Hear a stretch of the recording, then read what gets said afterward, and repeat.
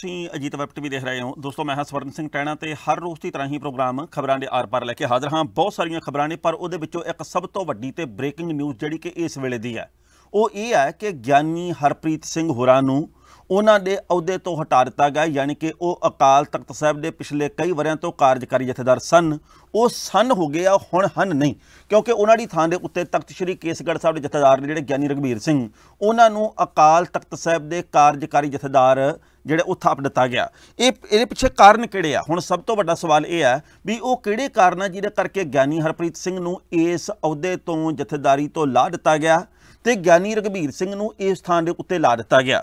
ਬਹੁਤ ਸਾਰੇ ਲੋਕਾਂ ਦੇ ਇਸ ਮੁਤਲਕ ਆਪੋ ਆਪਣੇ ਵਿਚਾਰ ਆ ਕਿ ਇਹਦੇ ਪਿੱਛੇ ਇੱਕ ਆ ਵੀ ਕਾਰਨ ਹੋ ਸਕਦਾ, ਇੱਕ ਇਹਦੇ ਪਿੱਛੇ ਆ ਵੀ ਕਾਰਨ ਹੋ ਸਕਦਾ, ਪਰ ਸਭ ਤੋਂ ਵੱਡੀ ਗੱਲ ਇਹ ਆ ਵੀ ਉਸ ਵਕਤ ਸ਼੍ਰੋਮਣੀ ਅਕਾਲੀ ਦਲ ਤੇ ਕੁਝ ਕੁ ਪੰਥਕ ਜਥੇਬੰਦੀਆਂ ਦੇ ਵੱਲੋਂ ਆਪਣੇ ਤੇਵਰ ਦਿਖਾਏ ਗਏ ਸੀ। ਉਸ ਵਕਤ ਥੋੜਾ ਜਿਹਾ ਹਰਖ ਪੇਸ਼ ਕੀਤਾ ਗਿਆ ਸੀ ਜਦੋਂ ਗਿਆਨੀ ਹਰਪ੍ਰੀਤ ਸਿੰਘ ਰਾਘਵ ਚੱਡਾ ਤੇ ਪਰਿਣੀਤੀ ਚੋਪੜਾ ਦੀ ਮੰਗਣੀ ਦੇ ਸਮਾਗਮ ਦੇ ਵਿੱਚ ਪਹੁੰਚੇ ਸੀ ਦਿੱਲੀ ਦੇ ਵਿੱਚ।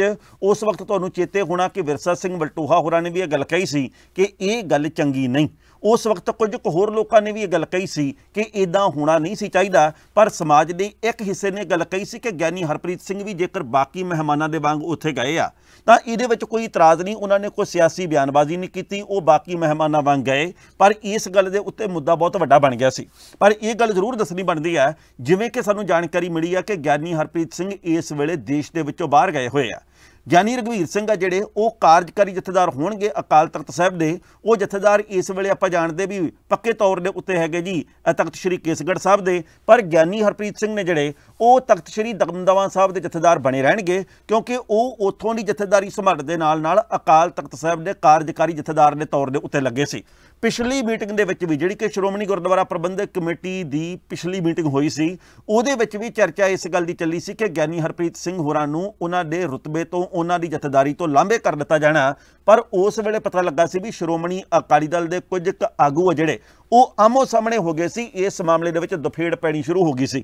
ਉਸ ਤੋਂ ਬਾਅਦ ਇਹ ਮਾਮਲਾ ਥੋੜੇ ਕੁ ਲੰਮੇ ਸਮੇਂ ਦੇ ਲਈ ਪੋਸਟਪੋਨ ਕਰ ਦਿੱਤਾ ਗਿਆ ਸੀ ਤੇ ਹੁਣ ਉਸ ਮਾਮਲੇ ਦੇ ਉੱਤੇ ਮੁੜ ਕੇ ਵਿਚਾਰ ਕੀਤਾ ਗਿਆ। ਸ਼੍ਰੋਮਣੀ ਗੁਰਦੁਆਰਾ ਪ੍ਰਬੰਧਕ ਕਮੇਟੀ ਦੀ ਅੰਤਰਿਮ ਕਮੇਟੀ ਦੀ ਮੀਟਿੰਗ ਅੱਜ ਮਹੱਤਵਪੂਰਨ ਮੀਟਿੰਗ ਹੋਈ ਸੀਗੀ ਤੇ ਇਹਦੇ ਵਿੱਚ ਇਹ ਫੈਸਲਾ ਕੀਤਾ ਗਿਆ ਕਿ ਗਿਆਨੀ ਹਰਪ੍ਰੀਤ ਸਿੰਘ ਹੋਰਾਂ ਦੀ ਛੁੱਟੀ ਕਰ ਦਿੱਤੀ ਜਾਵੇ ਤੇ ਕਰ ਦਿੱਤੀ ਗਈ ਹੈ।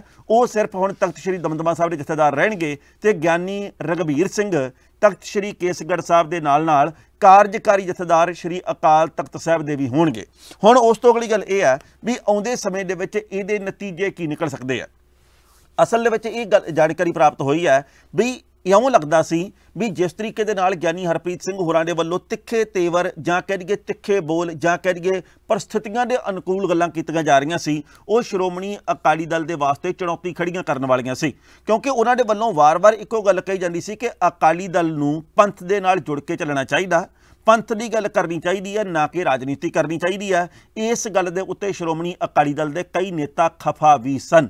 ਉਹਨਾਂ ਦੀ ਜਿਹੜੀ ਇਹ ਖਫਾ ਹੋਣ ਦੀ ਗੱਲ ਆ ਉਹਦੇ ਕਰਕੇ ਵੀ ਇਹ ਜਿਹੜੀ ਗਾਜ ਡਿੱਗੀ ਆ ਗਿਆਨੀ ਹਰਪ੍ਰੀਤ ਸਿੰਘ ਹੋਰੀਆਂ ਜਿਹੜੇ ਉਹਨਾਂ ਦੀ ਛੁੱਟੀ ਕਹਿੰਦੇ ਵੀ ਇਸ ਕਰਕੇ ਹੋਈ ਆ ਕਿਉਂਕਿ ਉਹ ਪਿਛਲੇ ਕੁਝ ਕੁ ਸਮੇਂ ਤੋਂ ਲਗਾਤਾਰ ਸਮਝਾਉਣੀਆਂ ਦੇ ਰੂਪ ਦੇ ਵਿੱਚ ਜਾਂ ਉਲਾਂਭਿਆਂ ਦੇ ਰੂਪ ਦੇ ਵਿੱਚ ਜਾਂ ਉਹ ਆਪਣੇ ਵਲਵਲਿਆਂ ਦੇ ਰੂਪ ਦੇ ਵਿੱਚ ਕਈ ਐਸੀਆਂ ਗੱਲਾਂ ਕਹਿ ਰਹੇ ਸੀ ਜਿਹੜੀਆਂ ਕਿ ਕਈਆਂ ਨੂੰ ਇਸ ਵਕਤ ਚੁੱਭਦੀਆਂ ਸਨ, ਜਿਹੜੀਆਂ ਕਿ ਕਈਆਂ ਨੂੰ ਇਸ ਵਕਤ ਗਵਾਰਾ ਨਹੀਂ ਸਨ ਲੱਗਦੀਆਂ, ਜਿਹਦੇ ਕਰਕੇ ਉਹਨਾਂ ਨੂੰ ਲਾਂਭੇ ਕਰ ਦਿੱਤਾ ਗਿਆ। ਤੇ ਪਰ ਉਸ ਤੋਂ ਅਗਲੀ ਗੱਲ ਇਹ ਆ ਵੀ ਇਸ ਵਕਤ ਸ਼੍ਰੋਮਣੀ ਅਕਾਲੀ ਦਲ ਆ ਜਿਹੜਾ ਉਹ ਮੁੜ ਕੇ ਪੈਰਾਂ ਸਿਰ ਹੋਣ ਦੀਆਂ ਕੋਸ਼ਿਸ਼ਾਂ ਦੇ ਵਿੱਚ ਹੈ। ਉਸ ਤੋਂ ਅਗਲੀ ਗੱਲ ਇਹ ਆ ਵੀ ਸ਼੍ਰੋਮਣੀ ਅਕਾਲੀ ਦਲ ਆ ਜਿਹੜਾ ਉਹ ਆਉਂਦੇ ਸਮੇਂ ਦੇ ਵਿੱਚ 2024 ਦੀਆਂ ਚੋਣਾਂ ਦੇ ਮੱਦੇਨਜ਼ਰ ਆਪਣੀਆਂ ਤਿਆਰੀਆਂ ਦੇ ਵਿੱਚ ਪੂਰੀ ਤਰ੍ਹਾਂ ਲੀਨ ਆ। ਇਸ ਵਕਤ ਜਿਸ ਤਰੀਕੇ ਦੇ ਨਾਲ ਉਹਨਾਂ ਦੇ ਵੱਲੋਂ ਸਮੇਂ-ਸਮੇਂ ਦੇ ਉੱਤੇ ਵੱਖ-ਵੱਖ ਮਾਮਲਿਆਂ ਦੇ ਉੱਤੇ ਸੱਤਾਧਾਰੀ ਧਿਰ ਨੂੰ ਘੇਰਿਆ ਜਾ ਰਿਹਾ, ਜਿਸ ਤਰੀਕੇ ਦੇ ਨਾਲ ਮੂਹਰੇ ਚੁਣੌਤੀਆਂ ਦੀ ਗੱਲ ਕੀਤੀ ਜਾ ਰਹੀ ਹੈ, ਤੁਹਾਨੂੰ ਚੇਤੇ ਹੋਣਾ ਕਿ ਲੰਘੇ ਕੱਲ ਵੀ ਟਵੀਟੋ ਟਵੀਟੀ ਵਾਲੀ ਜੰਗ ਚੱਲੀ ਆ। ਸੁਖਬੀਰ ਸਿੰਘ ਬਾਦਲ ਹੋਰਾਂ ਨੇ ਇੱਕ ਥਾਂ ਦੇ ਉੱਤੇ ਗੱਲ ਕਹੀ ਸੀ ਕਿ ਪੰਜਾਬ ਦੇ ਮੁੱਖ ਮੰਤਰੀਆਂ ਦੇ ਵਿੱਚੋਂ ਹੁਣ ਤੱਕ 20 ਸਾਲ ਬਾਦਲ ਸਾਹਿਬ ਰਹੇ ਮੁੱਖ ਮੰਤਰੀ, 10 ਸਾਲ ਕੈਪਟਨ ਹੋਰੀ ਰਹੇ ਆ। ਫਿਰ ਉਸ ਤੋਂ ਬਾਅਦ ਉਹਨਾਂ ਨੇ ਗੱਲ ਕਹੀ ਸੀ ਜੀ ਕਿ 2.5 ਸਾਲ ਬਰਨਾਲਾ ਸਾਹਿਬ ਰਹੇ ਆ, ਪਰ ਆ ਜਿਹੜਾ ਹੁਣ ਵਾਲਾ ਪਾਗਲ ਜਿਹਾ ਜਿਹੜਾ ਸਾਲਕ ਤੋਂ ਬਣਿਆ ਇਹ ਤਾਂ ਹੁਣੇ ਬਣਿਆ। ਸੋ ਇਸ ਗੱਲ ਨੂੰ ਕਲਿੱਪ ਦੇ ਰੂਪ ਦੇ ਵਿੱਚ ਕੱਟ ਕੇ ਭਗਵੰਤ ਮਾਨ ਨੇ ਆਪਣੇ ਟਵਿੱਟਰ ਖਾਤੇ ਦੇ ਉੱਤੇ ਪੋਸਟ ਕੀਤਾ ਸੀ ਤੇ ਉੱਤੇ ਗੱਲ ਲਿਖੀ ਸੀ ਵੀ ਬਾਕੀ ਸਭ ਦੇ ਲਈ ਸਾਬ ਤੇ ਮੈਨੂੰ ਪਾਗਲ, ਪਰ ਮੈਂ ਲੋਕਾਂ ਨੂੰ ਲੁੱਟਦਾ ਨਹੀਂ।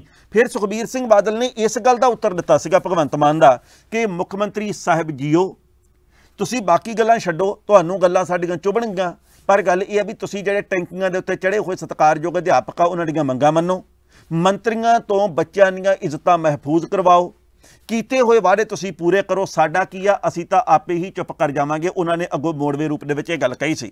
ਯਾਨੀ ਕਿ ਅਕਾਲੀ ਦਲ ਦੇ ਵੱਲੋਂ ਪੂਰਾ ਦਸਤ ਪੰਜਾ ਇਸ ਵਕਤ ਲਿਆ ਜਾ ਰਿਹਾ। ਸਮਾਂ ਦੱਸੂਗਾ ਵੀ ਕੀ ਬਣਦਾ ਕੀ ਨਹੀਂ ਬਣਦਾ, ਪਰ ਇਸ ਵਕਤ ਦੀ ਜਿਹੜੀ ਸਭ ਤੋਂ ਵੱਡੀ ਖਬਰ ਉਹ ਇਹੀ ਹੈ ਕਿ ਗਿਆਨੀ ਹਰਪ੍ਰੀਤ ਸਿੰਘ ਨੂੰ ਲਾਂਭੇ ਕਰ ਦਿੱਤਾ ਗਿਆ ਜਥੇਦਾਰੀ ਤੋਂ, ਜਿਹਦੀ ਕਿ ਚਰਚਾ ਪਿਛਲੇ ਕਾਫੀ ਲੰਮੇ ਸਮੇਂ ਤੋਂ ਚੱਲ ਰਹੀ ਸੀ।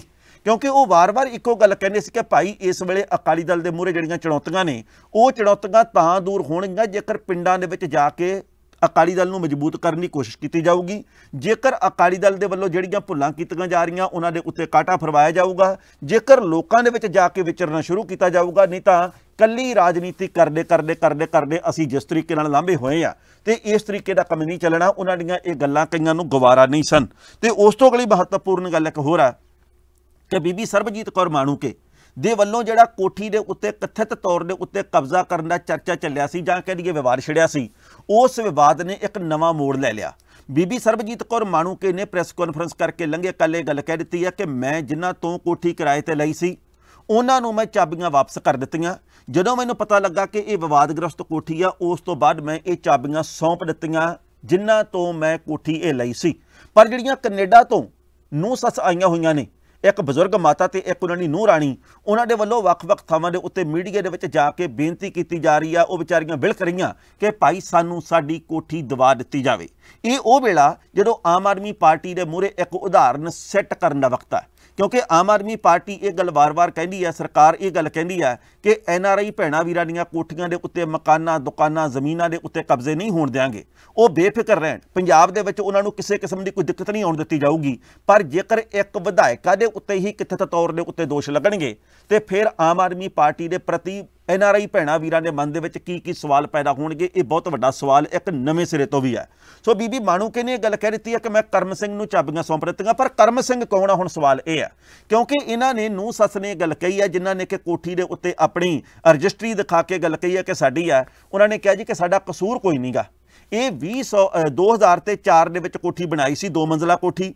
3-4 ਸਾਲ ਤੱਕ ਉਹ ਇੱਥੇ ਲਗਾਤਾਰ ਆਉਂਦੀਆਂ ਰਹੀਆਂ, ਪਰ ਉਹ 3 ਸਾਲਾਂ ਤੋਂ ਨਹੀਂ ਆ ਸਕੀਆਂ। ਵੱਖੋ ਵੱਖਰੇ ਪਰਿਵਾਰਕ ਰੁਝੇਵੇਂ ਹੁੰਦੇ ਵੀ ਹੈ, ਗੱਲ ਸੱਚੀ ਵੀ ਹੈ। ਪਰ ਉਹਨਾਂ ਨੇ ਕਿਹਾ ਜੀ ਕਿ ਹੁਣ ਸਾਨੂੰ ਫੋਨ ਆਇਆ ਗੁਆਂਢੀਆਂ ਦਾ ਕਿ ਤੁਸੀਂ ਇਹ ਕੋਠੀ ਕਿਰਾਏ ਤੇ ਦਿੱਤੀ ਹੈ ਜਾਂ ਵੇਚ ਦਿੱਤੀ ਹੈ ਜਾਂ ਤੁਸੀਂ ਆਏ ਹੋਏ ਆ। ਅਸੀਂ ਇੱਥੇ ਆ ਕੇ ਦੇਖਿਆ ਇਹਦੇ ਉੱਤੇ ਕਬਜ਼ਾ ਹੋ ਗਿਆ ਸੀਗਾ। ਪਰ ਕਰਮ ਸਿੰਘ ਕੌਣ ਆ, ਹੁਣ ਸਵਾਲਾਂ ਦਾ ਸਵਾਲ ਇਹ ਆ। ਕਿਸਾਨ ਜਥੇਬੰਦੀਆਂ ਨੇ ਜਿਹੜੀਆਂ ਉਹ ਇਸ ਨੂੰਹ ਸੱਸ ਦੇ ਪੱਖ ਦੇ ਵਿੱਚ ਆਈਆਂ। ਨੂੰਹ ਸੱਸ ਨੇ ਇਹ ਗੱਲ ਕਹੀ ਹੈ ਕਿ ਅਸੀਂ ਹਾਈ ਕੋਰਟ ਦਾ ਦਰਵਾਜ਼ਾ ਖੜਕਾਵਾਂਗੇ ਕਿਉਂਕਿ ਇਹ ਕੋਠੀ ਸਾਡੀ ਹੈ। ਉਧਰੋਂ ਕਰਮ ਸਿੰਘ ਦੇ ਕੋਲੇ ਬਿਜਲੀ ਦੇ ਬਿੱਲ ਹਨ ਜਾਂ ਕੁਝ ਵੀ ਹੋ ਰਿਹਾ ਹੈ, ਪਰ ਉਹਨਾਂ ਦੇ ਵੱਲੋਂ ਮੀਡੀਆ ਦੇ ਵਿੱਚ ਉਵੇਂ ਖੁੱਲ੍ਹ ਕੇ ਪੇਸ਼ ਨਹੀਂ ਕੀਤਾ ਜਾ ਰਿਹਾ ਸਭ ਕੁਝ। ਇਸ ਮਾਮਲੇ ਦੀ ਪੜਤਾਲ ਹੋਣੀ ਹੀ ਚਾਹੀਦੀ ਹੈ। ਜੇਕਰ ਇਸ ਕੋਠੀ ਵਾਲੇ ਮਸਲੇ ਨੂੰ ਅਸਲ ਹੱਕਦਾਰ ਦੇ ਹੱਥਾਂ ਦੇ ਵਿੱਚ ਚਾਬੀਆਂ ਸੌਂਪ ਕੇ ਨਾ ਕੀਤਾ ਗਿਆ ਤਾਂ ਆਮ ਆਦਮੀ ਪਾਰਟੀ ਦੇ ਪ੍ਰਤੀ ਲੋਕਾਂ ਦੇ ਮਨਾਂ ਵਿੱਚ ਸਵਾਲ ਹੋਰ ਪੈਦਾ ਹੋਣਗੇ ਕਿ ਭਾਈ ਅਸੀਂ ਤਾਂ ਇਹ ਗੱਲ ਕਹਿੰਦੇ ਆ ਵੀ ਭਾਈ ਲੋਕਾਂ ਦੀਆਂ ਜ਼ਮੀਨਾਂ ਦੇ ਉੱਤੇ ਕਬਜ਼ੇ ਨਹੀਂ ਹੋਣ ਦਿਆਂਗੇ। ਇਸ ਮਾਮਲੇ ਦੇ ਉੱਤੇ ਆਮ ਆਦਮੀ ਪਾਰਟੀ ਦੇ ਵੱਖ-ਵੱਖ ਨੇਤਾਵਾਂ ਦੀ ਚੁੱਪੀ ਹੈ ਜਿਹੜੀ, ਉਹਨੇ ਕਈ ਤਰ੍ਹਾਂ ਦੇ ਸਵਾਲ ਖੜੇ ਕੀਤੇ ਆ ਵੀ ਉਹ ਕਿਹੜੇ ਕਾਰਨ ਆ ਜਿਹਦੇ ਕਰਕੇ ਚੁੱਪ ਵੱਟੀ ਹੋਈ ਆ। ਇਹ ਤਾਂ 2 ਘੰਟਿਆਂ ਦਾ ਕੰਮ ਆ ਵੀ ਜੇਕਰ ਕਰਮ ਸਿੰਘ ਹੱਕਦਾਰ ਹੈ ਤਾਂ ਉਹਦੇ ਕੋਲੇ ਕਿਹੜੇ ਸਬੂਤ ਹੈ, ਤੇ ਜੇਕਰ ਇਹ ਮਾਵਾਂ ਧੀਆਂ ਯਾਨੀ ਕਿ ਨੂੰਹ ਸੱਸ ਜਿਹੜੀਆਂ ਉਹ ਹੱਕਦਾਰ ਆ, ਇਹਨਾਂ ਦੇ ਕੋਲੇ ਕਿਹੜੇ ਸਬੂਤ ਹੈ। ਜੇ ਆਪਾਂ ਇਸ ਮਸਲੇ ਦੇ ਉੱਤੇ ਵੀ 15-20 ਦਿਨ ਲਾਵਾਂਗੇ ਤੇ ਫਿਰ ਤਾਂ ਭਾਈ ਬਾਕੀ ਮਸਲਿਆਂ ਦੇ ਉੱਤੇ ਤਾਂ ਸਮਾਂ ਲੱਗਣਾ ਹੀ ਲੱਗਣਾ। ਇਹਦੇ ਬਾਰੇ ਆਪਾਂ ਜਾਣ ਸਕਦੇ। ਪਰ ਬੀਬੀ ਮਾਣੂਕੇ ਨੇ ਗੱਲ ਕਹੀ ਹੈ, ਉਹ ਕਹਿੰਦੇ ਜੀ ਕਿ ਸੁਖਪਾਲ ਸਿੰਘ ਖਹਿਰਾ ਨੇ ਮੇਰੇ ਉੱਤੇ ਤਵਾ ਲਾਇਆ, ਸੁਖਪਾਲ ਸਿੰਘ ਖਹਿਰਾ ਨੇ ਮੇਰੇ ਉੱਤੇ ਗਲਤ ਦੋਸ਼ ਲਾਏ ਆ ਤੇ ਸੁਖਪਾਲ ਸਿੰਘ ਖਹਿਰਾ ਹੋਰਾਂ ਦੇ ਵੱਲੋਂ ਵੀ ਕਥਿਤ ਤੌਰ ਦੇ ਉੱਤੇ ਜ਼ਮੀਨ ਦੱਬੀ ਹੋਈ ਆ, ਉਹ ਕਦੋਂ ਛੱਡਣਗੇ ਇਹ ਦੱਸੋ ਵੀ ਮੈਂ ਤਾਂ ਚਾਬੀਆਂ ਮੋੜ ਦਿੱਤੀਆਂ।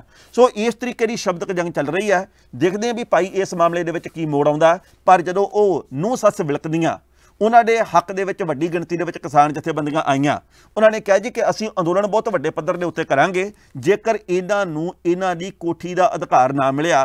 ਤੁਸੀਂ ਜ਼ਰਾ ਸੋਚ ਕੇ ਦੇਖੋ, ਮੈਂ ਨਹੀਂ ਕਹਿੰਦਾ ਵੀ ਭਾਈ ਕਰਮ ਸਿੰਘ ਸਹੀ ਹੈ, ਜੇ ਮੈਂ ਨਹੀਂ ਕਹਿੰਦਾ ਬੀਬੀ ਮਾਣੂਕੇ ਸਹੀ ਹੈ, ਮੈਂ ਨਹੀਂ ਕਹਿੰਦਾ ਇਹ ਨੂੰਹ ਸੱਸ ਸਹੀ ਹੈ, ਪਰ ਵੈਸੇ ਸੋਚ ਕੇ ਦੇਖੋ ਵੀ ਜੇਕਰ ਤੁਹਾਡੀ ਕੋਠੀ ਦੇ ਉੱਤੇ, ਤੁਹਾਡੇ ਮਕਾਨ ਤੇ, ਤੁਹਾਡੀ ਦੁਕਾਨ ਤੇ, ਤੁਹਾਡੀ ਜ਼ਮੀਨ ਦੇ ਉੱਤੇ ਕਬਜ਼ਾ ਹੋ ਜੇ, ਤੁਸੀਂ ਮਜਬੂਰੀ ਦੇ ਵਿੱਚ ਦੇਸ਼ੋਂ ਬਾਹਰ ਗਏ ਹੋਏ ਹੋ ਜਾਂ ਦੇਸ਼ੋਂ ਬਾਹਰ ਰਹਿੰਦੇ ਹੋ, ਪਰ ਤੁਹਾਨੂੰ ਆਪਣੀਆਂ ਜੜ੍ਹਾਂ ਖਿੱਚ ਕੇ ਲਿਆਉਂਦੀਆਂ ਹਰ ਸਾਲ ਜਾਂ 2 ਸਾਲਾਂ ਬਾਅਦ ਜਾਂ 3 ਸਾਲਾਂ ਬਾਅਦ ਤੁਹਾਡੀ ਕੋਠੀ ਨੂੰ ਤਾਲਾ ਕਿਸੇ ਹੋਰ ਦਾ ਲੱਗਾ, ਤੁਹਾਡੀ ਕੋਠੀ ਦੇ ਵਿੱਚ ਰਹਿੰਦਾ ਕੋਈ ਹੋਰ ਹੈ, ਤੁਸੀਂ ਆਪਣੀ ਕੋਠੀ ਦੇ ਵਿੱਚ ਕਿਸੇ ਨੂੰ ਭੇਜਦੇ ਹੋ ਤੇ ਉਹ ਅੱਗੋਂ ਭਜਾ ਦਿੰਦੇ ਵੀ ਚਲੋ ਭੱਜੋ ਇੱਥੋਂ, ਤੁਹਾਨੂੰ ਪਤਾ ਨਹੀਂ ਵੀ ਅਸੀਂ ਕੌਣ ਹੁੰਦੇ ਆ, ਅਸੀਂ ਨਹੀਂ ਦਿੰਦੇਗੇ, ਇਹ ਸਾਡੀ ਕੋਠੀ ਆ ਹੁਣ। ਸੋ ਉਸ ਤੋਂ ਬਾਅਦ ਉਹਨਾਂ ਦੇ ਮਨ ਦੇ ਉੱਤੇ ਕੀ ਬੇਤਲੀ ਹੋਊਗੀ, ਸੋਚਣ ਵਿਚਾਰਨ ਵਾਲੀ ਗੱਲ ਇਹ ਹੈ। ਸੋ ਵਕਤ ਦੱਸੂਗਾ ਸੂਬੇ ਦੀ ਸਰਕਾਰ ਇਸ ਮਸਲੇ ਤੇ ਕੀ ਫੈਸਲਾ ਲਊਗੀ।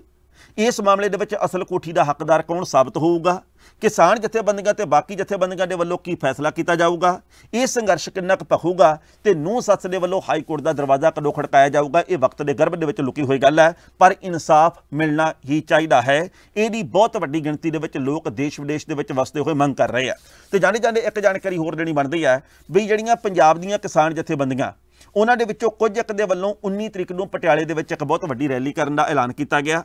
ਉਹਨਾਂ ਨੇ ਇਹ ਗੱਲ ਕਹੀ ਹੈ ਜੀ ਕਿ ਅਸੀਂ ਰੈਲੀ ਇਸ ਕਰਕੇ ਕਰਨੀ ਹੈ ਕਿ ਪੰਜਾਬ ਦੀ ਜਾਂ ਦੇਸ਼ ਦੀ ਸਰਕਾਰ ਆ ਜਿਹੜੀ ਉਹ ਕੀਤੇ ਹੋਏ ਵਾਅਦਿਆਂ ਦੇ ਪ੍ਰਤੀ ਮੁਨਕਰ ਨਾ ਹੋਵੇ, ਉਹ ਵਾਅਦੇ ਪੂਰੇ ਕਰੇ ਜਿਹੜੀਆਂ ਗੱਲਾਂ ਉਹਨਾਂ ਨੇ ਵਾਅਦਿਆਂ ਦੇ ਰੂਪ ਦੇ ਵਿੱਚ ਕੀਤੀਆਂ ਹੁੰਦੀਆਂ। ਆਪਾਂ ਜਾਣਦੇ ਕਿ ਜਗਜੀਤ ਸਿੰਘ ਡੱਲੇਵਾਲ ਕਿਸਾਨ ਆਗੂ ਤੇ ਹੋਰ ਕਈ ਆਗੂ ਜਿਹੜੇ ਮਰਨ ਵਰਤ ਤੇ ਬੈਠੇ ਸੀਗੇ, ਆਪਾਂ ਜਾਣਦੇ ਕਿ ਉਹਨਾਂ ਨੂੰ ਆਪਾਂ ਲਾਠੀ ਚਾਰਜ ਕਰਕੇ ਪੁਲਿਸ ਦੇ ਵੱਲੋਂ ਤੇ ਟੈਂਟ ਪੱਟ ਕੇ ਤੇ ਪਟਿਆਲੇ ਦੇ ਵਿੱਚੋਂ ਭਜਾ ਦਿੱਤਾ ਗਿਆ ਸੀਗਾ, ਕਈਆਂ ਨੂੰ ਹਿਰਾਸਤ ਦੇ ਵਿੱਚ ਲੈ ਲਿਆ ਸੀਗਾ। ਸੋ ਇਸ ਮਾਮਲੇ ਦੇ ਵਿੱਚ ਨਵਾਂ ਮੋੜ ਇਹੀ ਆਇਆ ਕਿ ਉਹਨਾਂ ਦੇ ਵੱਲੋਂ ਤੇ ਹੋਰ ਵੱਖ-ਵੱਖ ਕਿਸਾਨ ਜਥੇਬੰਦੀਆਂ ਦੇ ਵੱਲੋਂ 19 ਤਰੀਕ ਨੂੰ ਪਟਿਆਲੇ ਦੇ ਵਿੱਚ ਇੱਕ ਬਹੁਤ ਵੱਡੀ ਰੈਲੀ ਕੀਤੀ ਜਾਣੀ ਹੈ, ਜਿਹਦੇ ਵਿੱਚ ਕਿਸਾਨ ਮੰਗਾਂ ਦੇ ਉੱਤੇ ਵਿਚਾਰ ਚਰਚਾ ਕੀਤੀ ਜਾਣੀ ਹੈ। ਜਾਣਕਾਰੀਆਂ ਕੁਝ ਹੋਰ ਵੀ ਸਨ, ਪਰ ਜੋ ਵਕਤ ਦੀ ਘਾਟ ਹੈ ਇਹ ਰੁਕਣ ਦਾ ਇਸ਼ਾਰਾ ਕਰ ਰਹੀ ਹੈ। ਕੱਲ੍ਹ ਨੂੰ ਇਸੇ ਵੇਲੇ ਪ੍ਰੋਗਰਾਮ ਖਬਰਾਂ ਦੇ ਆਰ ਪਾਰ ਲੈ ਕੇ ਫਿਰ ਹਾਜ਼ਰ ਹੋਵਾਂਗੇ। ਉਦੋਂ ਤੱਕ ਲਈ ਦਿਓ ਆਗਿਆ। ਬਹੁਤ ਬਹੁਤ ਧੰਨਵਾਦ।